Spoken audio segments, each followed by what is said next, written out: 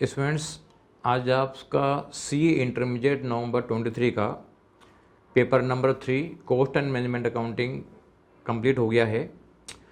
इस पेपर की फीडबैक की बात करें तो जो स्टूडेंट से जो ओपिनियन आ रही है उसके हिसाब से इसमें एक तो ये पेपर लेंदी था।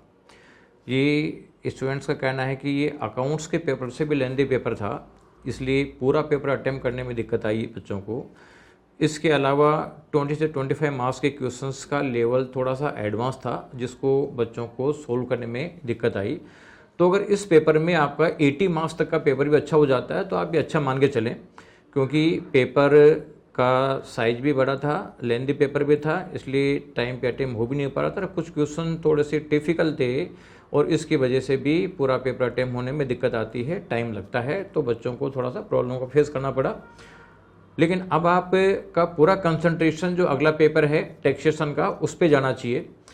और टैक्सेशन के पेपर में आप देखोगे तो जो कंपटीशन के क्वेश्चन आते हैं जितने भी कैलकुलेशन के, उस कैलकुलेशन के क्वेश्चंस में आपको फिगर भी देना है और फिगर के साथ साथ में आपको शॉर्ट रीजन भी देने पड़ेंगे। कोई भी एडजस्टमेंट कर रहे हो या इग्नोर कर रहे हो, सबका रीजन के साथ देना पड़ेगा आपको।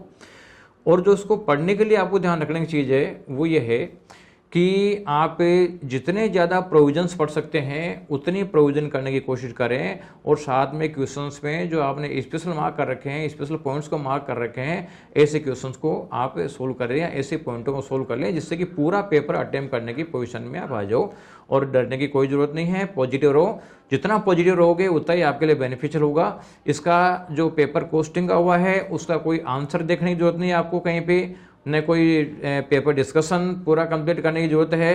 केवल आप अगले पेपर पे फोकस करो, क्योंकि इस पेपर का इम्पैक्ट अगले पेपर्स पे नहीं जाना चाहिए।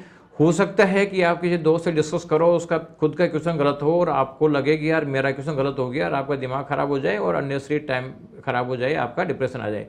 तो आप तो कहीं देखने की जरूरत नहीं है, पेपर को इसको अलग साइड में रख दो, बाद में एग्जाम कंप्लीट होने के बाद देख लेना। अभी तो पूरा कंसंट्रेशन आप स्टडी में लगाओ। Thank you.